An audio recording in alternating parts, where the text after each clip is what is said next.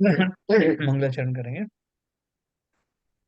ओम नमः सिद्धेभ्यः जय श्री ओम नमः सिद्धेभ्यः जय श्री ओम नमः सिद्धेभ्यः।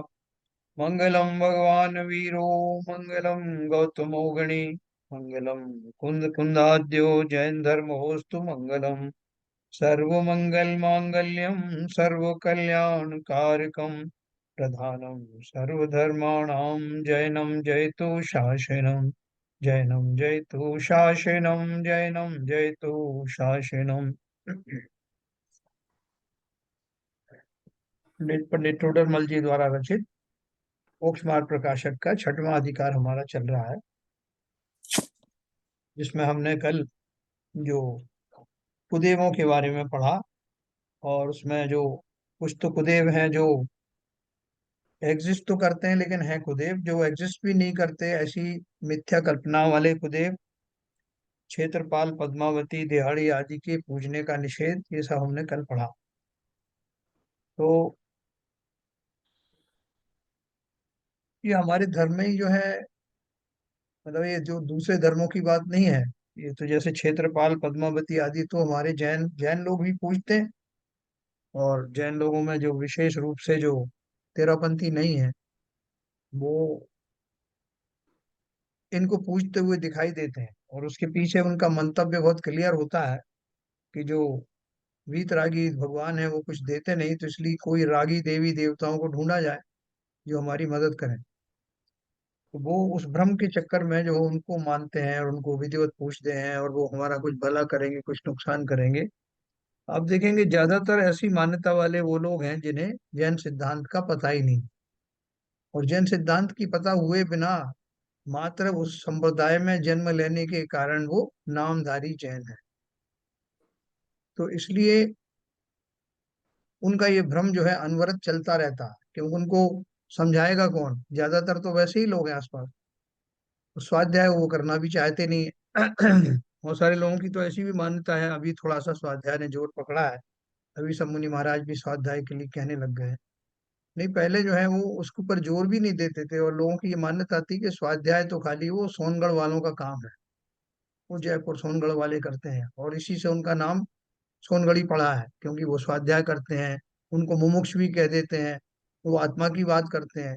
सारी अच्छी चीजें हमने उनके खाते में डाल दी, अर्थात मैं कुछ भी स्वाध्याय नहीं करूंगा तो मैं मुनि भक्त कहलाऊंगा।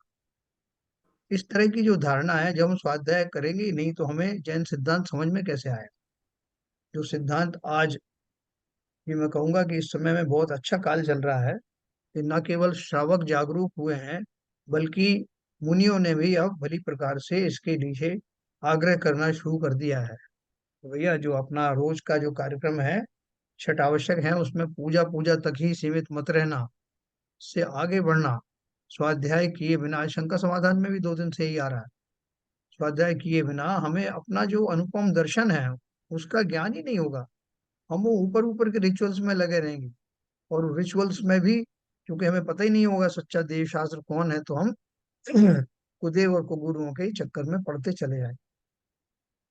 कल उन्होंने बताया था कि ये कुगुरुओं के चक्कर से हमको क्या नुकसान। कल हमने पढ़ा था कि अगर मान लो कुछ वो देते नहीं है तो ना सही, फिर भी उनकी पूजन करने में क्या हर्ज है? तो उसका अपना चर्चा चल रही है।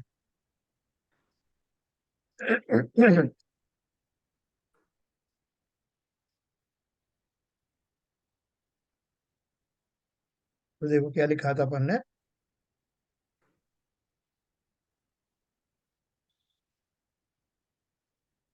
कि उन्होंने पूछा था ना कि या यहाँ कोई कहे कि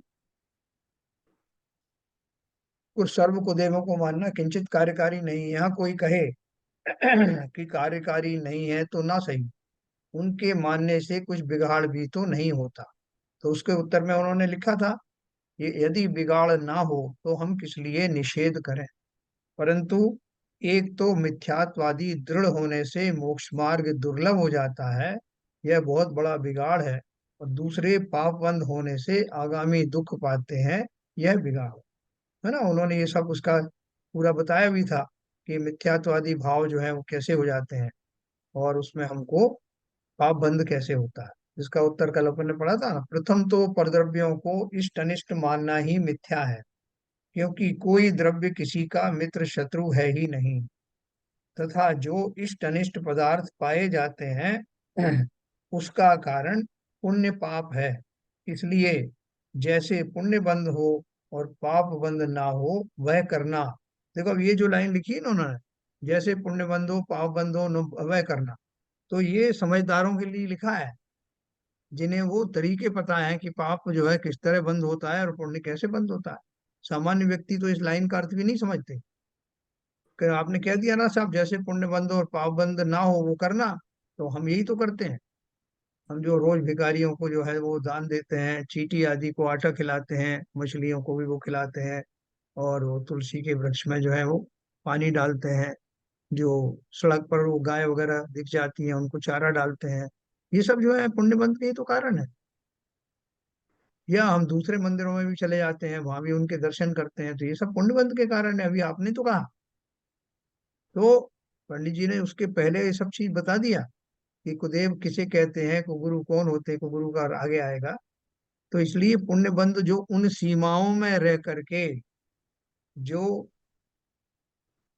अच्छे आयतन है, सुदेव आदि हैं, उन बताया कि किससे आपका जो है जब मिथ्यात्व जिससे पोषण हो, ऐसे कुदेव आदि के भक्ति करने से भी पुण्य बंद होगा नहीं। पुण्य बंद तो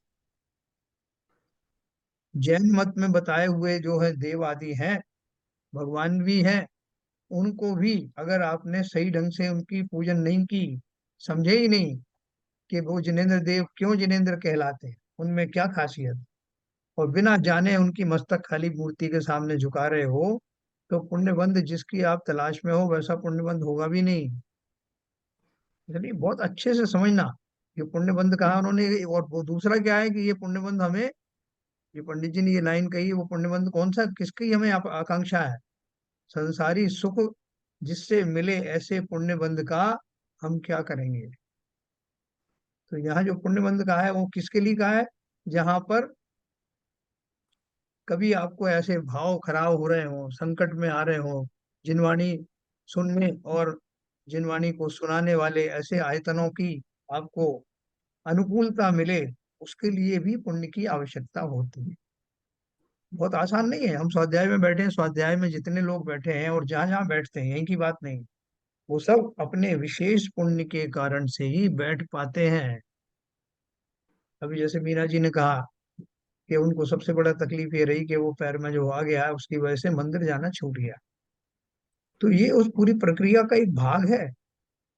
चलो इतना ही गनीमत है कि जो है पैर से नहीं चल पा रहे हैं, लेकिन कानों से सुन रहे हैं, आंखों से देख रहे हैं, जिनवाणी आदि पढ़ने की सुविधा है, टीवी चैनल के माध्यम से जो जो संत पुरुषों के प्रवचन आते हैं वो सुनने को मिल रहा है, ये सारा भी बहुत पुण्य के उदय से मिलता है, यूं ही नहीं मिल जाता। तो यहाँ जो पुण्य की बात कर रहे हैं वो उस जाति के पुण्य की बात कर रहे हैं। सांसारिक भोग तो हमें बहुत मिल जाते हैं, लेकिन वो उनको भोगने का भाव ही पाप का कारण बनता है। हमें कौन सा पुण्य चाहिए? ऐसा पुण्य जिसके भोगने पर वो और बढ़ता चला जाए। भोगने का अर्थ है जब उसके उपलक्ष्य में मिली हुई वस्तुओं के माध्यम से, जैसे जिनवाणी मिली, जिन गुरु मिले, जिन मंदिर मिला, या किसी का भला करने के भाव आए, किसी को दान आदि देने के भाव आए, ये सब पुण्य के कारण, और इनके माध्यम से फलीभूत होने वाले मेरे भाव निरंतर उसी में बढ़ते जाएं, वो वास्तव में पुण्य का फल, पुण्यानुबंधी पुण्य है वो। बाकी संसारिक सुख जो मिलते हैं वो कैसे हैं? पापानुबंधी पुण्य है, जिनके उपलक्ष्य में जब वो मिलते हैं तो और उनको जब भोगा जाता है तो पाप का बंध होता है। तो पापानुबंधी पुण्य और पुण्यानुबंधी पुण्य, ये दो तरह के हैं, इनको आप विशेष ध्यान रखना। हम जो पुण्य की बात कर रहे हैं वो पहली वाली कैटेगरी, पुण्यानुबंधी पुण्य, जिनके उपलक्ष्य में जो आ जाए तब भी पुण्य ही कमाया जाता है। कहते हैं ना, पैसे से पैसा कम कमाया जाता है, ये वो वाला है। तो इसलिए जैसे पुण्य बंद हो पाप बंद ना हो वह करना, तथा यदि कर्म उदय का भी निश्चय ना हो और इष्ट अनिष्ट के बाह्य कारणों के संयोग वियोग का उपाय करे, परंतु कुदेव को मानने से इष्ट अनिष्ट बुद्धि दूर नहीं होती, केवल वृद्धि को प्राप्त होती है। ना कई बार अपन को सही बात समझ सूझती भी नहीं है। हम कर रहे हैं कि किसी चीज को छुड़ाने का कोशिश कर रहे हैं, और वो चीज जो है हमारे और बार बार आ रही है, क्योंकि हमारी बुद्धि ऐसी है कि हम उसको बार बार निमंत्रण दे रहे हैं।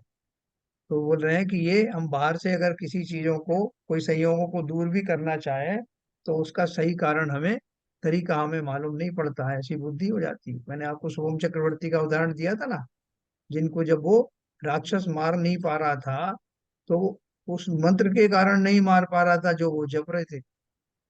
और जब राक्षस ने धमकाया उनको कि ये मंत्र जो पढ़ रहे हो, वो समझ गया था किसी की वजह से मैं इन्हें मार नहीं पा रहा हूँ। तो उसने उनको डराया कि अगर तुम चाहते हो कि मैं तुम्हें ना मारूं, तो इस मंत्र को जल में लिख करके पैर से मिटा दो, अभिनय होगा, और तुम्हारा जो बचा कुचा पुण्य है वो क्षीण हो जाएगा। और मरता क्या ना करता, उन्होंने वही किया।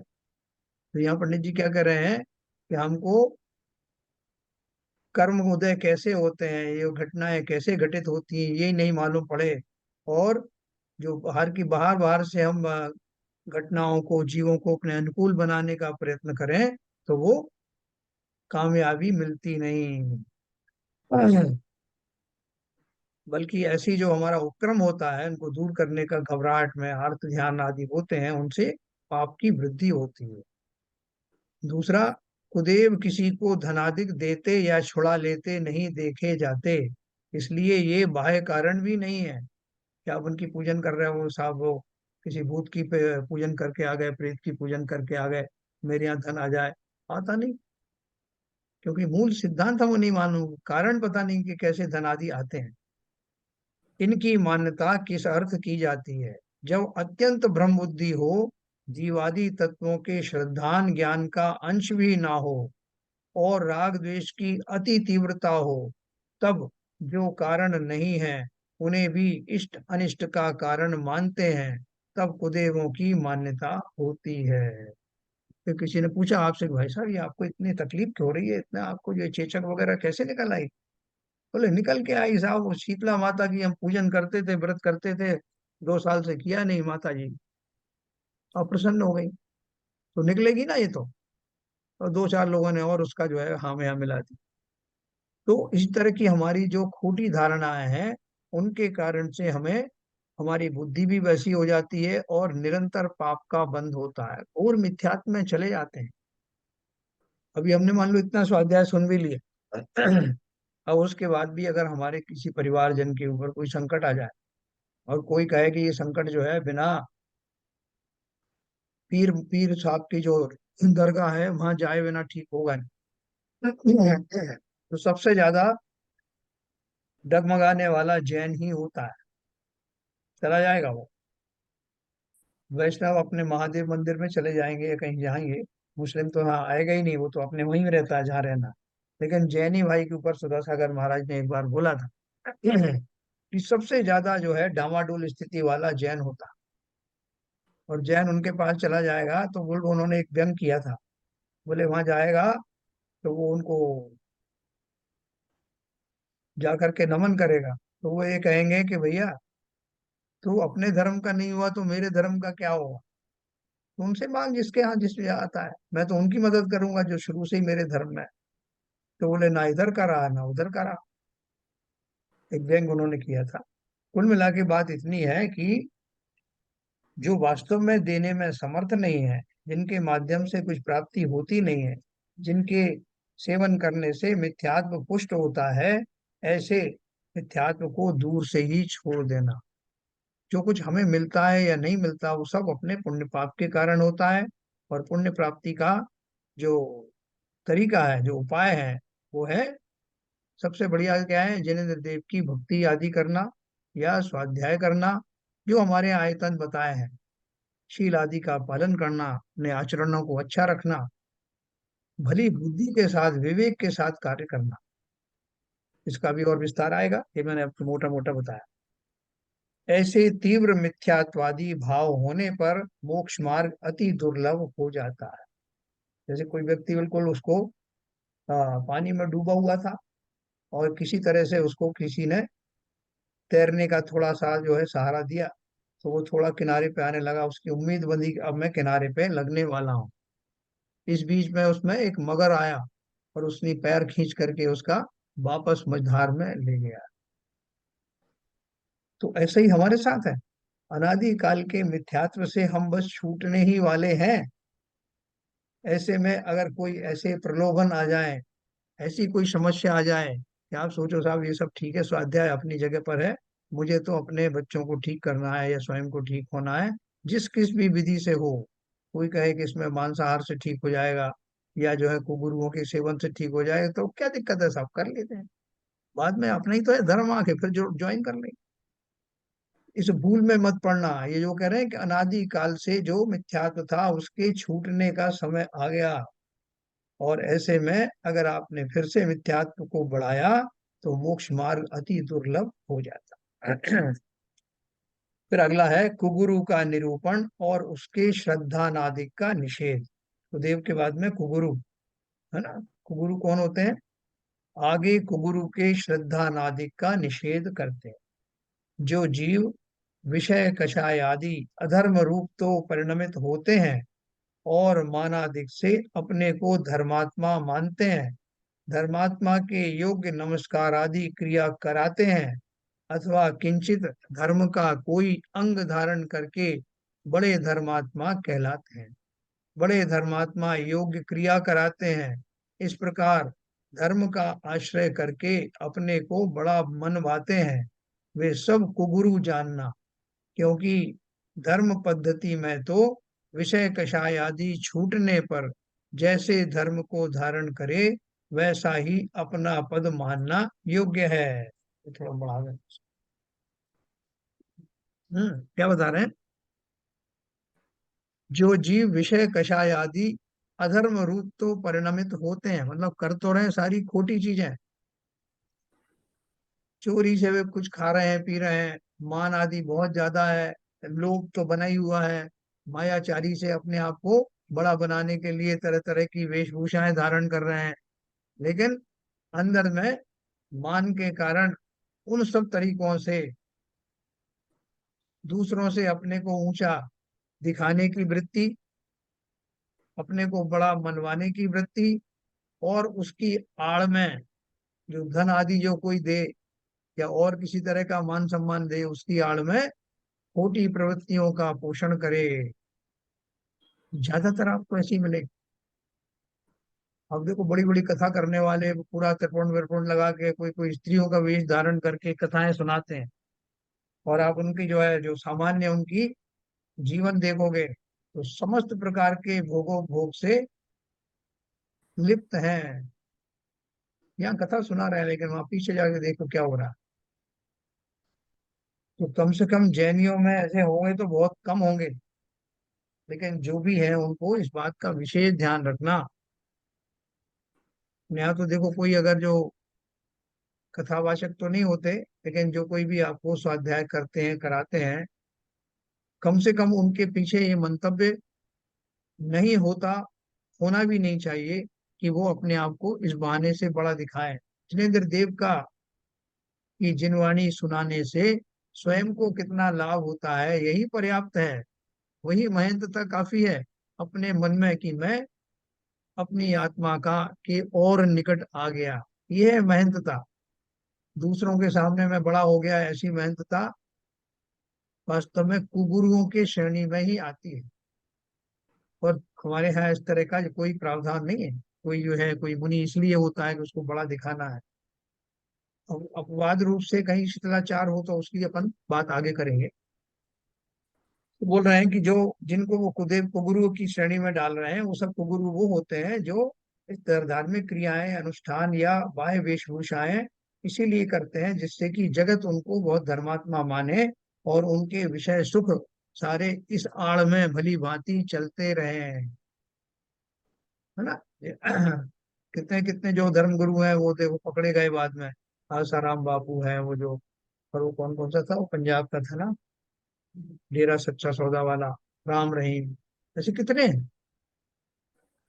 उनके पूरे अड्डे बने हुए हैं, उनमन के चेले वगैरह सब वो भी उन विषय सुखों को एकत्र करने में, और गुरु जी सो कॉल्ड जिसको गुरु जी बनाया है उसके माध्यम से वो सब भी विषयों में लिप्त रहते हैं। बड़े बड़े अखाड़े हैं, खूब धन आ रहा है, सब तरह के जो है व्यभिचार चल रहे हैं। तो ऐसे जीवों को आप गुरु मानोगे तो कहाँ जाओगे? तो अभी देखो उन्होंने बोला, वे सब गुरु जानना, इस प्रकार धर्म का आश्रय करके अपने को बड़ा मनवाते हैं, वे सब को गुरु जानना, क्योंकि धर्म पद्धति में तो ये विषय वेस्ट वाली कषाय। थैली कब मिलेगी?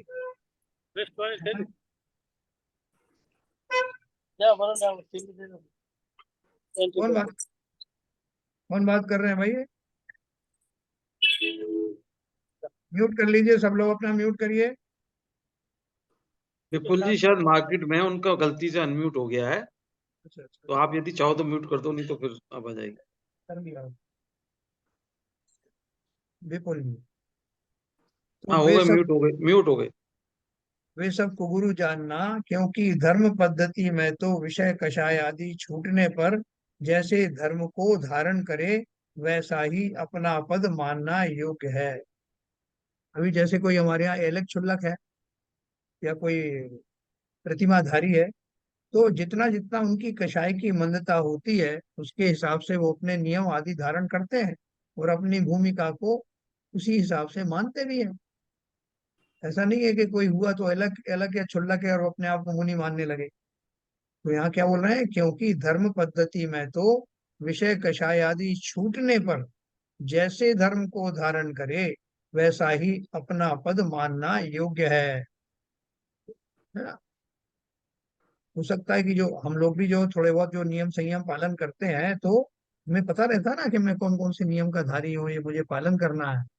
तो अपने भले ही छोटे मोटे व्रत पालो, लेकिन उन छोटे मोटे नियमों के कारण अपने आप को कोई महाव्रत का धारी मत मान लें।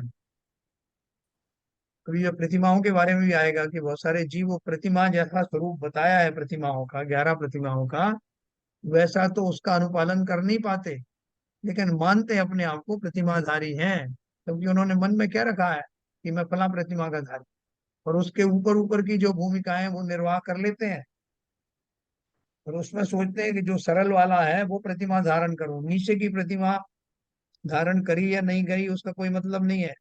जो फलाने नंबर की प्रतिमा है, जैसे सामायिक प्रतिमा, वो ऊपर आती है, लेकिन लोगों ने समझ लिया सामायिक का मतलब है सामायिक कर लेना बस, हो गई सब प्रतिमा। तो भाई नीचे की दर्शन प्रतिमा व्रत प्रतिमा का क्या हुआ? बोले साहब हमने तो सामायिक प्रतिमा ली है, या प्रोस दो पोस प्रतिमा ली है, तो हम उपवास करते रहते हैं। या किसी ने ब्रह्मचर्य प्रतिमा, सात्विक प्रतिमा धारण की, जो मध्यम श्रावक में आती है, कितनी अनुपम है वो। वहां से दर्शन प्रतिमा से शुरू करके और 6 प्रतिमा क्रॉस करके 7वीं प्रतिमा में ब्रह्मचर्य आता है। तो ब्रह्मचर्य का वो स्वरूप ही नहीं जानते। कोई बोला हमने अपनी स्त्री का त्याग कर दिया, कोई बोला हमने विवाह नहीं किया, बस तो हो गया ब्रह्मचर्य व्रत। ब्रह्मचर्य व्रत में सारे ही विषयों का त्याग शामिल है, लोग जानते नहीं इस बात को। इसलिए हम जहाँ खड़े हुए हैं वो उसमें कितनी गहराई तक संयम हमारे जीवन में आया है, उसके हिसाब से अपने आप को समझना कि मैंने क्या धारण किया है, मैं छोटा धर्मात्मा हूँ, बड़ा धर्मात्मा हूँ, क्या हूँ। और जो भी हूँ अपने लिए हूँ, दूसरे के लिए नहीं। तो देखो आगे बोल आखिर दिया, ब्रह्मचर्य के पहले आखिर तक जाना जरूरी है, परिग्रह वगैरह सब निकल जाते हैं सर। वो उसको समझने की जरूरत है। अभी आप देखो कि वो जो बहुत सारे प्रतिष्ठाचार्य बन जाते हैं और बोलते हैं हम तो भैया जी हैं, हम तो ब्रह्मचारी हैं। अब उनकी जो वो देखना सामान्य क्रियाएं हैं उनकी, जो जिस तरह का डिसिप्लिन जीवन में होना चाहिए, कोई कोई तो करते हैं पालन। कुछ को तो मैंने देखा है कि वो भूमि शयन करते हैं और सादा वस्त्र भी पहनते हैं, ज्यादा इधर उधर कोई धन का भी संग्रह नहीं करते। लेकिन ऐसे बहुत कम है। तो ज्यादा कैसे हैं आप सब जानते हो। फिर कुल आदि अपेक्षा गुरु पने का निषेध, है ना। कुल की अपेक्षा, वहां कितने ही तो कुल द्वारा अपने को गुरु मानते हैं। उनमें कुछ ब्राह्मण आदि तो कहते हैं हमारा कुल ही ऊंचा है, इसलिए हम सबके गुरु हैं। परंतु कुल की उच्चता तो धर्म साधन से है। यदि उच्च कुल में उत्पन्न होकर हीन आचरण करे तो उसे उच्च कैसे माने। यदि कुल में उत्पन्न होने से उच्चपना रहे तो मांस भक्षणादि करने पर भी उसे उच्च ही मानो। वो मान ही रहे हैं आजकल तो। कोई मिनिस्टर आ जाए आपके घर पे, है मंत्री जी आए हैं, और लोग आजकल वो मुसलमानों को खुश करने के लिए वो उनकी वो बनाते हैं, क्या बोलते हैं वो, इफ्तार की पार्टी, वो करने जाते हैं उनकी मिजाज पुरसी करते हैं, मतलब वो ही बड़े हो गए। ऐसे आपको बहुत जगह मिलेगा ऐसा। और अगर मांस भक्षण भी अगर वो कर रहा हो, कहते हैं ना कि अगर राजा मांस भक्षण कर रहा है तो प्रजा जो है उसका अनुसरण करती है। तो इसलिए हमें डबल दोष लगता है। जैन होकर के अगर मैं खोटे कर्म करूं तो मैं तो अपने कृत्य के कारण से पतित हो ही गया, कितने ही लोगों को मैंने उस मार्ग की शिक्षा भी अनजाने में दे दी। जैसा हमने उन जैन साहब को देखा था, वो भी चादर चढ़ा रहे थे वहां। आप क्या बात कर रहे हो, हमको डांट रहे हो आप? हमने उनको देखा अच्छे खासे, जो इतने बड़े पद पर हैं साहब वो। अभी जैसे सीबी जैन साहब बता रहे थे, उन्होंने बोला कि हमारे यहाँ की बारात लड़की की 11 बजे रात को ही लगना चाहिए। तो वो अनुकरण होता है ना, लोग देखते हैं कि जो हमारे बड़े लोग जो कर रहे हैं उसी का अनुसरण तो हम करेंगे। तो डबल डबल पाप लगेगा। स्वयं को पतन के मार्ग पर ढकेला और दूसरों को अनुसरण करने के लिए लालायित किया। इसलिए बहुत सावधान रहना कि मेरे किसी कृत्य के कारण किसी मिथ्यात्व का पोषण तो नहीं हो रहा। देखो ज्यादातर जितने लोग आते हैं मंदिर में, कभी अभिषेक करने भी आते हैं, शांति धारा के लिए भी आते हैं, तो उनको वो क्रियाएं भी पूरी तरह मालूम नहीं होती, किस भाव से करना चाहिए, क्यों करना चाहिए, उन्हें नहीं मालूम। तो उनके सामने जो लोग बाकी के पहले के लोग कर रहे होते हैं वो करने करने लगते हैं बिना जाने उसके पीछे लॉजिक क्या है। तो अगर उन्होंने कोई गलती से कुछ ऐसी क्रियाएं कर दी जो गलती से ही हुई हैं, लेकिन दूसरे लोगों के लिए वो अनुकरणीय बन जाती हैं, वो आते ही हफ्ते में एक दिन या एक महीने में एक दिन आए, जिस दिन आए उस दिन देख लिया कि कोई जो है इस तरह की क्रियाएं कर रहा था, वो सीख गए, क्योंकि खुद का विवेक तो अभी जागृत हुआ नहीं। इसलिए विशेष रूप से सावधान रहना, है ना, खास तौर से वो जो कि इस मार्ग पर थोड़े आगे चल चल पड़े हैं, थोड़ा उसके पीछे सावधान हो गए हैं। तो मेरे द्वारा कोई ऐसी क्रियाएं ना हो, अगर हो भी तो उसकी क्षमा याचना कर लेना, जिससे लोगों को ज्ञान हुआ कि ये क्रिया इनकी अनजाने में हुई थी, ये सीखने वाली क्रिया नहीं। तो देखो, यदि कुल में उत्पन्न होने से ही उच्चपना रहे तो मांस भक्षण आदि करने पर भी उसे उच्च ही मानो। सो वह तो बनता नहीं।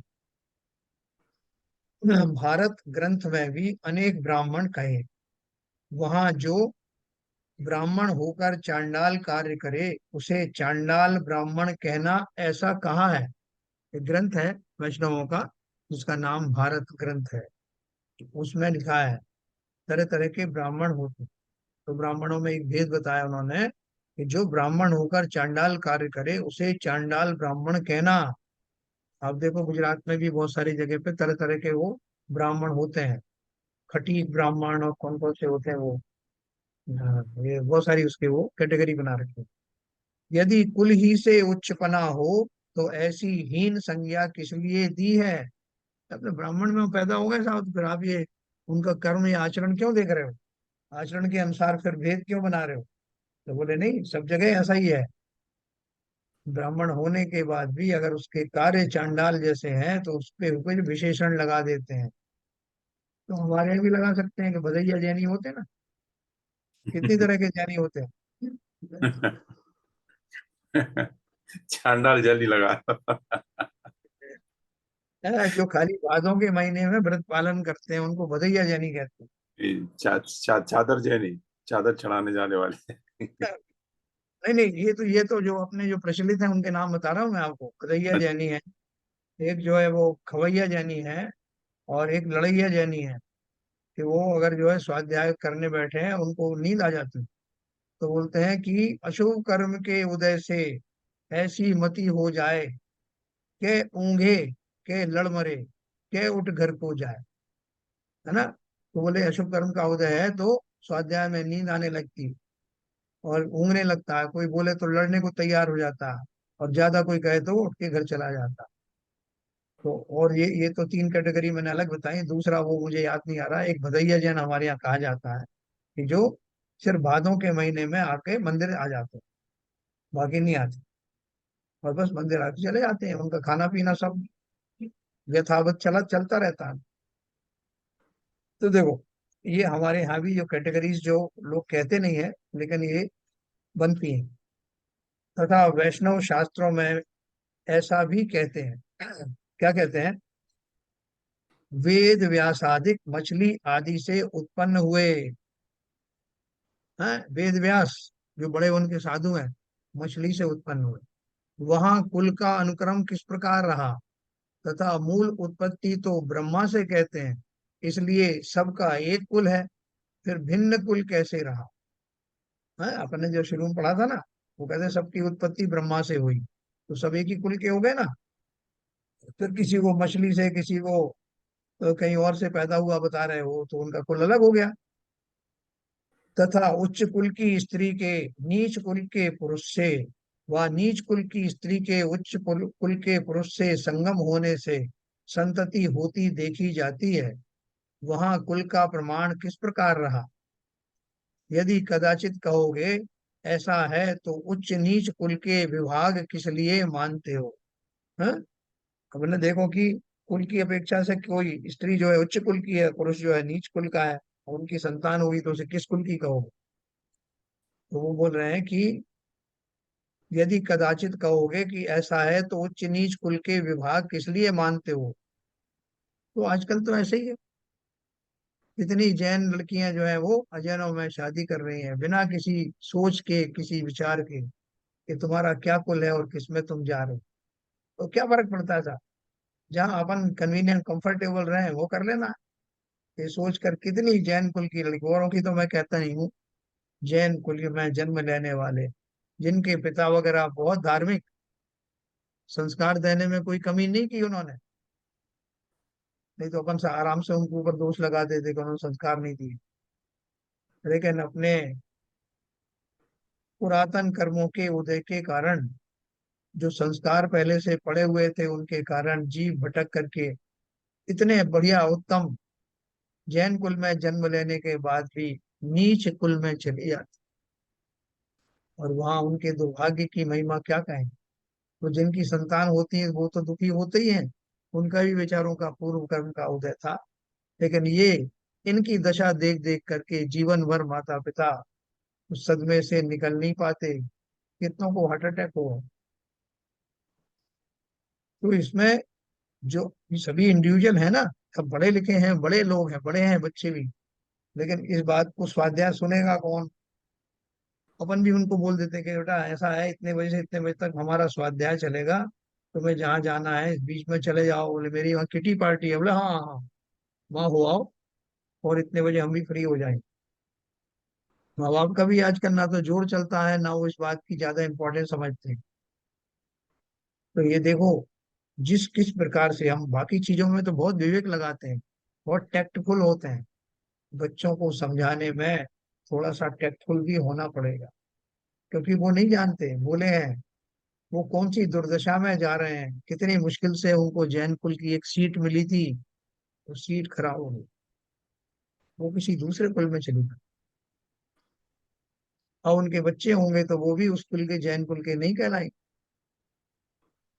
तो इसलिए उन्होंने कहा यदि कदाचित कहोगे ऐसा है तो उच्च नीच कुल के विभाग किस लिए मानते हो? सो लौकिक कार्यों में असत्य प्रवृत्ति भी संभव है, धर्म कार्य में तो असत्यता संभव नहीं है। इसलिए धर्म पद्धति में कुल अपेक्षा कुल अपेक्षा महंतपना संभव नहीं है, खास तौर से हमारे धर्म। बाकी लोगों में तो देखो, मालूम पड़ा कि वो जो उसने जो मर्डर किया, वो क्या नाम था उसका? विकास, विकास दुबे, विकास दुबे था ना, कितने मर्डर किए उसने। कितने ही ब्राह्मणों कुल में जन्म लेने वाले, जो जाने जाते हैं अपनी शुभ क्रियाओं के कारण, शुभ संस्कार के कारण, वो सब मर्डरर हो गए और उसकी पर्याय बन गए। कोई कहेगा साहब जितने ब्राह्मण होते हैं वो तो बड़े कसाई होते तो ये जो एग्जाम्पल सेट हो जाती है, तो बोले हमारे यहाँ तो धर्म में किंचित भी इसका अलाउड नहीं है कि कोई व्यक्ति कुत्सित कार्य करे और फिर भी महान कहलाए।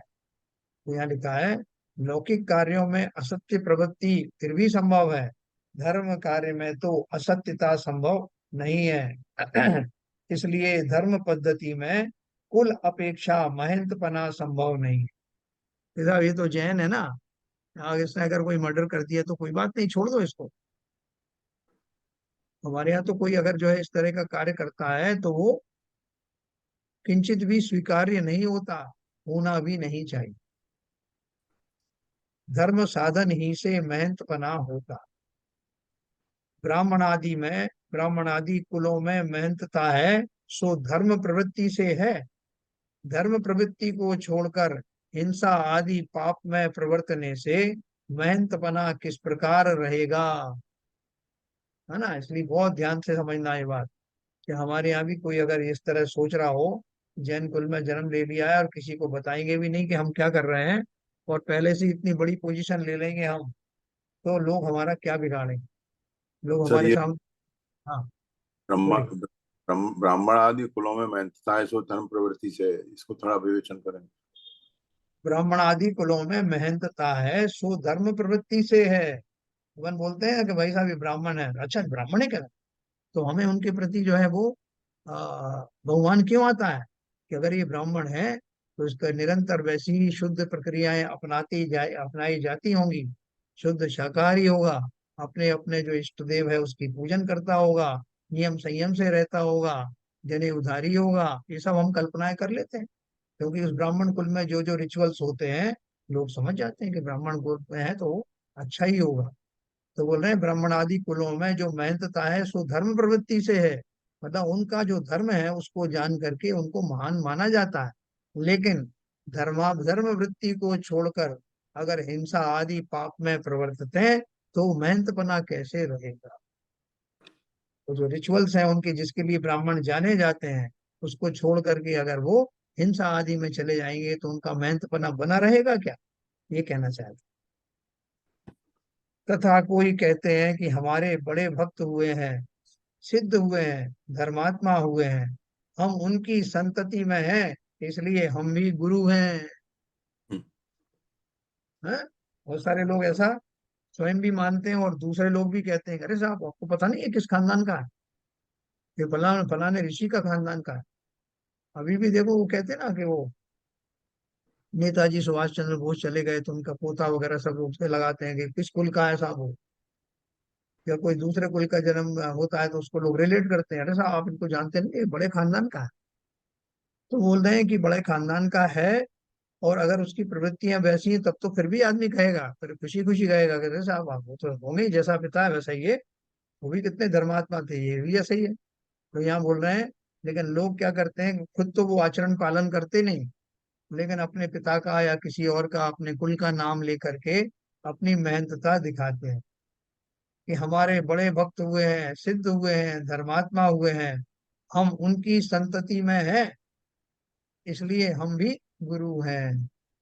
जो आते हैं ना, जो पंडित लोग आते हैं जगह जगह आजकल कॉलोनियों में पूजन करने जाते हैं, तो अब वो कहाँ तक करे एक आदमी, जगह जगह से तनख्वाहें मिलने लग गई हैं, चढ़ावा मिलता है, तो वो इतना, बेटा जवान हो गया तो एक जगह बेटे को लगा दिया, मतलब एक प्रोफेशन बन गया वो। उसका भी कोई छोटा सा बेटा हुआ तो उसको भी लगा दिया आपने। जैसे आवाज कथा नहीं हो रही, मेरा आ रहा अभी 10 साल का बच्चा है, 11 साल का है, तो पंडित ना, हाँ साहब पंडित जी है, नमस्कार पंडित जी। तो ये परंपरा चली आ रही। बोले रही थी इसको किसने भेज दिया, बोले साहब वो फलाने पंडित जी का बेटा है ना, वो पोता है नाती है, तो वो भी वैसे ही पूज्य हुआ। हमारे यहाँ कल परंपरा से पूज्यता नहीं चलती, अगर वो इंडिविजुअल धर्म से जुड़ा हुआ है तो ही उसकी महंतता सिद्ध होती है।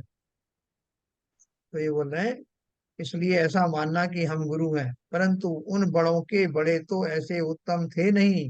यदि उनकी संतति में उत्तम कार्य करने से उत्तम मानते हो, तो उत्तम पुरुष की संतति में जो उत्तम कार्य ना करे उसे उत्तम किस लिए मानते हो। मतलब दोनों तरह से है, अगर किसी ने उस संतति में अच्छे काम किए और बोले उनकी संतति में उत्तम कार्य करने से उत्तम मानते हो। क्यों? क्योंकि वे उन बड़ों के बड़े तो ऐसे उत्तम थे नहीं। यदि उनकी संतति में उत्तम कार्य करने से उत्तम मानते हो, तो उत्तम पुरुष की संतति में जो उत्तम कार्य ना करे उसे उत्तम किस लिए मानते हो? कोई संतति चली आ रही है, 3 पीढ़ी 4 पीढ़ी चली आ रही है, उसमें जो अच्छा कार्य करेगा उसी को अच्छा माना जाएगा। खाली संतति में कोई ऊपर अच्छा था और आप बुरे हो तो आपको अच्छा नहीं माना जाएगा। इसके विपरीत भी है कि अगर ऊपर वाला जो है बहुत बुरे काम कर रखी है लेकिन बेटा सुधर गया, फिर तो अपन कहने में आता है कि साहब बेटा ऐसा नहीं है, इसने अपने कुल की लाज रख ली, जो काम इसके माता पिता ने नहीं किया इसने कर लिया। तो इंडिविजुअल के अंदर में वो गुण होंगे तभी उसको महानता कही जाएगी। शास्त्रों में व लोक में यह प्रसिद्ध है कि पिता शुभ कार्य करके उच्च पद प्राप्त करता है और पुत्र अशुभ कार्य करके नीच पद को प्राप्त करता है। पिता अशुभ कार्य करके नीच पद को प्राप्त करता है और पुत्र शुभ कार्य करके उच्च पद को प्राप्त करता है। इसलिए बड़ों की अपेक्षा मेहनत बनना योग्य नहीं है। तो कहते हैं स्वयं को मरे मरे बिना स्वयं मरे बिना स्वर्ग नहीं होता, उसकी कहावत है ना। इसका अर्थ ये है। इस प्रकार कुल द्वारा गुरुपना मानना, मिथ्या भाव जानना। बहुत सारे लोग ऐसे मानते हैं, खासतौर से तो अ, जो वैष्णव धर्म के अनुयायी उनमें तो ऐसा बहुत चलता है कि वो कितने लोभी हो गया है, उनकी जो संतति में आए हैं। बोले साहब उनके जो पिताजी थे, उनके पिताजी थे वो वास्तव में बहुत अच्छे ज्योतिषाचार्य थे, बहुत अच्छी पतरी बनाते थे, बहुत नियम संयम से रहते थे, ये उन्हीं का ही पोता है साहब। तो वो सारे ब्लाइंडली वो उसको परखते भी नहीं है कि उनका पोता तो है, लेकिन इसमें ऐसे गुण है क्या? देखने ही नहीं है।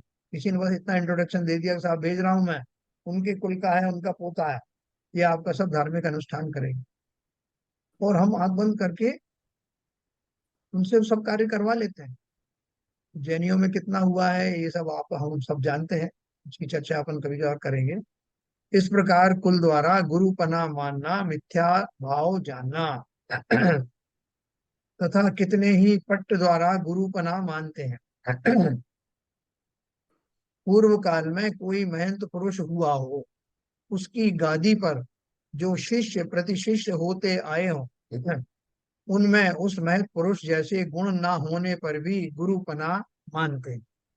यदि ऐसा ही हो तो उस गादी में कोई परिस्त्री गमनादि महापाप कार्य करेगा, वह भी धर्मात्मा होगा और सुगति को प्राप्त होगा, परंतु ऐसा संभव नहीं है। और वह पापी है तो गादी का अधिकार कहाँ रहा? जो गुरुपद योग्य कार्य करे वही गुरु है। हाँ? देखो पहले जो है भट्टारक शब्द एक आता था, भट्टारक। तो भट्टारक किनको कहते थे? वो जैनियों में ही कुछ जो विशेष आचरणों को धारी होते थे और कुछ ऐसे व्यवस्था का काम भी करते थे, जैसे मंदिरों का जो है व्यवस्थाएं देखना है या लोगों को डायरेक्शन पास ऑन करनी है। तो वो और खुद भी बड़े नियम संयम से रहते थे, पीछी आदि भी रखते थे कमंडल आदि। तो वो भट्टारक जो है उनको उनका एक जो स्थान होता था, उसको उनको भट्टारक का स्थान कहा जाता था। वो परंपरा साउथ में अभी भी चल चल रही है, जगह जगह भट्टारक होते हैं। लेकिन अगर उन भट्टारक के पद पर कोई ऐसा विषय सेवन करने वाला व्यक्ति बैठ जाए और वो इस तरह की आज्ञा देता रहे और ये समझे अपने आप को मैं तो इस गद्दी पर बैठा हूँ, जो मैं कहूंगा वो सबको मानना पड़ेगा, तो हो सकता है कि अज्ञानवश लोग ऐसा मानने भी लग जाएं, लेकिन वो उसके अपने कार्यों के कारण वहां नहीं होगा।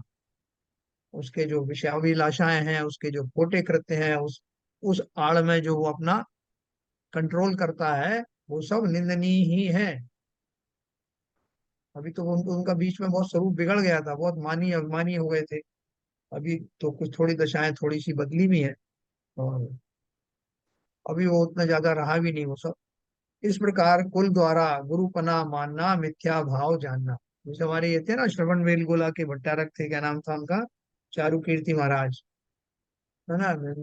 मूल बद्री के थे, एक दूसरे थे, जैसे जगह जगह भट्टारक थे पहले, वो एडमिनिस्ट्रेटिव कंट्रोल रखते थे और धार्मिक उसमें जैन धर्म के अनुसार होने वाली वृत्तियों को में अनुशासन बनाए रखने का कार्य करते। तो बोल रहे हैं कि अगर उसमें उनमें वो गुण ना हो तो उनको किसी भी तरह से महान माना नहीं जा सकता। तथा कितने ही पहले तो स्त्री आदि के त्यागी थे, बाद में भ्रष्ट होकर विवाह आदि कार्य करके गृहस्थ हुए। उनकी संतति अपने को गुरु मानती है, परंतु भ्रष्ट होने के बाद गुरुपना किस प्रकार रहा, अन्य गृहस्थों के समान यह भी हुए। इतना विशेष हुआ कि यह भ्रष्ट होकर गृहस्थ हुए, इन्हें मूल गृहस्थ धर्मी गुरु कैसे माने, है ना। देखो एक यहाँ पे एक पहले वो चलता था योगा, SSY, सिद्धि समाधि योगा। तो वो जैसे विपाशना नाम का है ना एक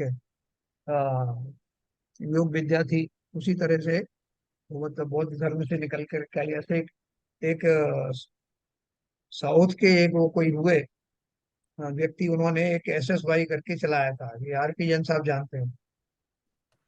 सिद्धि समाधि योगा, तो मैंने भी समाधि होगा। उसको मैंने भी अटेंड किया था। तो उसके जो समाधि होगा। संस्थापक थे वो क्या नाम था उनका? कोई गुरु ही कहलाते थे बस, नाम तो था उनका कुछ याद नहीं है सर। गुरुदेव थे वो। तो वो हम्म, गुरुदेव जो है वो सात्विक वृत्तियां सिखाते थे और वो ध्यान कराते थे। तो मैं भी जब वहाँ जॉब में था तो मैंने भी वो ज्वाइन किया था। तो एक बार उनका सूरत में सम्मेलन हुआ बहुत बड़ा। तो वहां मैंने भी जो है एक दो कुछ कविताएं तो बना के सुनाई थी उनके ऊपर। उनकी सात्विक वृत्ति देख करके उनके बहुत सारे ब्रांचेस हो गई थी पूरे इंडिया में, और जगह जगह वो सिखाते थे। 3 3 दिन का शिविर भी लगता था। अचानक से उनको उस आयु में, उनकी आयु भी वो करीब 50 से तो ऊपर ही होगी, उस आयु में अचानक से एक 16 साल की लड़की से उनका विवाह होना तय हो गया। वो ब्रह्मचर्य की शिक्षा देते थे उसके पहले, और वो इतना बेमेल उन्होंने शादी करी, और उसके बाद से उनका वो पूरा उनका कुनबा तितर बितर हो गया। सारा वो SSY कहाँ चला गया पता ही नहीं। उन कितने दिन तक उनके जो चेले चपाटी थे वो इंतजार करते रहे कि गुरुजी अब सुधरे और अब सुधरे। गुरुजी तो अपनी उस गृहस्थी में रम रम गए, सारे सिद्धांत समाप्त हो गए। तो देखो इसलिए उन्होंने लिखा, तथा कितने ही पहले तो स्त्री आदि के त्यागी थे, बाद में भ्रष्ट होकर विवाह आदि कार्य करके गृहस्थ हुए। उनकी संतति अपने को गुरु मानती है, परंतु भ्रष्ट होने के बाद गुरुपना कहाँ रहा, अन्य गृहस्थों के समान यह भी हुए। इतना विशेष हुआ कि यह भ्रष्ट होकर ग्रस्त हुए, इन्हें मूल गृहस्थ धर्मी गुरु कैसे माने। मतलब मूल में भी नहीं थे ये। तो एक इस आपके यहाँ प्रकार, के प्रोफेसर भी थे जबलपुर यूनिवर्सिटी में पढ़ाते थे, वो कौन थे? हाँ ये जो आचार्य रजनीश, आचार्य रजनीश, हाँ ये भी हाँ, काफी ओशो ओशो। ओशो। हाँ ऐसे ही निर्मला देवी थी सहज योग। SSY सब ये थे गुरुजी ऋषि प्रभाकर। हाँ, हाँ ऋषि प्रभाकर, हाँ बिल्कुल सही। ऋषि प्रभाकर। सही कहा। ऐ- ऐसे ही सहज योग की प्रवर्तक है निर्मला देवी, जो किसी यूएस में रही और किसी जो फॉरेन में जो राजदूत होते हैं उनकी वाइफ थी। तो उनका उनका भी पूरे वर्ल्ड के अंदर चलता है। अब तो वो नहीं रही, तो अब उनको पूजा करने लगे हैं लोग उनकी। आज भी ओशो के नाम से वो पंथ अभी भी चलता है, जबकि हाँ, सब जान गए थे ओशो धर्म की जो जो वास्तविकता थी, सब लोग जान गए थे। लेकिन आज भी वो उनके भाई ने उसको पुनर्जीवित करने का प्रयत्न किया। ओशो के नाम से आता है, पूना से एक पेपर निकलता है आज का आनंद, उसमें उनका बड़ा एक पेज का कॉलम आता है पूरा। तो क्या है कि लोगों को एक दुकान चल रही थी ना, उससे कुछ प्राप्ति हो रही थी, उसके नाम पर अपन भी बटोरे, इस भाव से लोग उसमें लगे रहते। तो तथा कितने ही अन्य तो सर्व पाप कार्य करते हैं, एक स्त्री से विवाह नहीं करते और इसी अंग द्वारा गुरुपना मानते हैं। बस खाली ये है कि मैंने विवाह नहीं किया साहब, मैं बाल ब्रह्मचारी हूं। लेकिन उनके जो सारे सभी इंद्रियों के विषयों में पूर्ण रूप से उसमें मग्न रहते हैं। कोई भी जरा भी संयम नहीं है, सब कुछ चल रहा है। और ब्रह्मचारी जी कहला रहे हैं, और उसी को अपनी एक डिग्री मान करके और वो लोगों से पैसा धन आदि सब बटोर रहे हैं। तो लिखा उन्होंने, कितने ही अन्य तो सर्व पाप कार्य करते हैं, मात्र एक स्त्री से विवाह नहीं करते, और इसी अंग द्वारा अपना गुरुपना मानते हैं। परंतु एक अब्रह्म ही तो पाप नहीं है, हिंसा परिग्रह आदि भी पाप है। उन्हें करते हुए धर्मात्मा गुरु किस प्रकार माने, तथा वह धर्म बुद्धि से विवाह आदि का त्यागी नहीं हुआ, परंतु किसी आजीविका व लज्जा आदि प्रयोजन के लिए विवाह नहीं करता। विवाह नहीं करने के बहुत सारे कारण हैं। किसी किसी के कुल में उनके पास गरीब होते हैं, उतना पैसा नहीं होता कि उनकी शादी हो जाए। कहीं कहीं ऐसा जो है वो दूर दूर तक कोई लड़कियों का अभाव होता है तो शादियां नहीं होती। किसी के कोई शरीर में दोष होता है तो नहीं होती। और किसी को ये लगता है कि ये डिग्री लेने से लोग मुझे ब्रह्मचारी जी मान करके और मेरी बहुत विशेष पूजा वगैरह करने लगे। अब देखो लोग जा करके वहां ब्रह्मचर्य व्रत की डिमांड करते हैं कि वैसा हमको जो है 7वीं प्रतिमा दे दो, मंच पे जा करके मांगते हैं। तो वो कह देते हो कि भाई हम क्या प्रतिमा दें, प्रतिमा देना लेने का काम क्या है, कि स्वयं अपने मन में ऐसे सुदृढ़ हो और ले लो प्रतिज्ञा। किसने मना किया? 7वीं क्या, आप 11 तक पालन करो। तो किसी के स्टेज पे आकर के कहलवाने की क्या जरूरत है? तो उनका कहना था कि सार्वजनिक रूप से जब डिक्लेयर किया जाएगा कि फला फला आदमी जो है ब्रह्मचर्य व्रत धारण कर रहा है, 7वीं प्रतिमा धारण कर रहा है, तो सामने बैठे हुए सब लोगों में मैं पॉपुलर हो जाऊंगा, और फिर वो मुझे जो आजीविका जो मिलनी थी उस मार्ग से मिलने लगी। ये भाव है। उन्हें अगर जिसे पालन करना है, किसी के दिखावे के लिए थोड़ी करना है कि मैं ये पालन कर रहा हूँ, लेकिन सबके सामने उजागर करके दो तरह के भाव हो सकते हैं। एक भाव तो ये हो सकता है कि मैं पब्लिकली कोई नियम लूंगा तो मैं स्वयं ही उस नियम से बंध जाऊंगा, जैसे रावण ने किया था। उसने तो इसी भाव से लिया था कि जो भी स्त्री मुझे नहीं चाहेगी मैं उसको जबरदस्ती अपनाने की कोशिश नहीं करूंगा। उसके इसी नियम के कारण उसने सीता जी को हाथ नहीं लगाया, और उसकी प्रतिज्ञा आज भी लोग उसका यशगान इस भाव से करते हैं। या तो ऐसा भाव हो, लेकिन ऐसा भाव तो होता नहीं। भाव क्या है कि वही व्रत जो है मैं अकेले में ले लूंगा तो जंगल में मोर नाचा किसने देखा, इसलिए स्टेज पर कहलवाऊंगा तो 10 लोग सुनेंगे, और अरे साहब फिर इनकी जो है वो कदर होगी। उसके हिसाब से आजीविका बन जाएगी, अपनी डिग्री हो गई वो।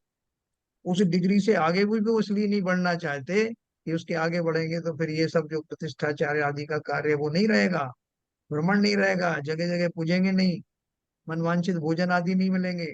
इसलिए उसी डिग्री में बने रहते हैं। ये हमारे यहाँ भी है ये दोष। मतलब अपन उसको नहीं कह सकते कि नहीं हमारे यहाँ कोई दोष नहीं है हमारे। तो बोले उन्हें करते हुए एक अब्रह्म ही तो पाप नहीं है, हिंसा परिग्रह आदि भी पाप है। उन्हें करते हुए धर्मात्मा गुरु किस प्रकार माने, तथा वह धर्म बुद्धि से विवाहादिक का त्यागी नहीं हुआ है, परंतु किसी आजीविका व लज्जा आदि प्रयोजन के लिए विवाह नहीं करता। यदि धर्म बुद्धि होती तो हिंसा आदि किस लिए बढ़ाता, तथा जिसके धर्म बुद्धि नहीं है उसके शील की भी दृढ़ता नहीं रहती, और विवाह नहीं करता, तब परिस्त्री गमनादि महापाप उत्पन्न करता। पीठ पीछे से वो क्या करता है, किस तरह से अपने पापादि का सेवन करता है, किसी को नहीं पता। उजागर में तो ये साहब इसने शादी नहीं की। आज भी वो चलता है ना, लिव इन रिलेशनशिप चल रहे हैं, शादी तो नहीं की साहब, लेकिन उससे शादी में तो फिर भी जीव संयमित रहता है, स्वधारा में जो है संतोष करता है। लेकिन ये लिव इन रिलेशन जो है ये तो पूरी तरह से भ्रष्ट बना है। खाली विषादी सुख के सेवन के लिए कैसे कैसे कृत्य लोग करते हैं। हम उस डिसिप्लिन में भी नहीं बनना चाहते, और वो सारे जो है विषादी। ठीक है सर। तो इसलिए बोला कि ऐसी क्रिया होने पर गुरुपना मानना महाभ्रष्ट बुद्धि है। तो ये अभी अपन ने 2-3 चीजें पढ़ी इसकी, जो आज अंदर के आचरण की बात है। अभी कल आएगा कि जो बाहर से जो वेशभूषाएं बदल बदल करके गुरु बन जाते हैं, कोई लाल कपड़ा पहन लेता है, कोई गेरुआ पहन लेता है, कोई किसी तरह का पहन लेता है, कोई वस्त्र जो है मिनिमम कर देता है, तो उससे अपने आप को गुरु मनवाता है। तो उसकी चर्चा अपन कल करें। ठीक है सर। तो ये तो अपने सब सब लोगों को क्लियर है ही, ये किस तरह से जो है मिथ्या गुरु होते हैं, और उनका सेवन नहीं करना, किसी भी लोभ में आकर के नहीं करना। बल्कि यहाँ भी ऐसा प्रोत्साहन मत देना कि कोई महाराज कोई हम जो है जबरदस्ती उनको प्रेशराइज करेंगे, महाराज जरा हस्तरेखा देख के मेरा बताओ ना क्या है, या मुझे कोई ताबीज दे दो तो मैं ठीक हो जाऊं। ये ताबीजबाजी जो है हमारे यहाँ नहीं चलती, चलने भी मत देना। इससे व्यर्थ में प्रलोभन पढ़ करके साधुओं को भ्रमित करके उनको दूसरे धर्मों के साधुओं जैसा मत बनाना। तो कल अपन इसकी और चर्चा करेंगे। समय हो गया। जिन वाणी की स्तुति करें।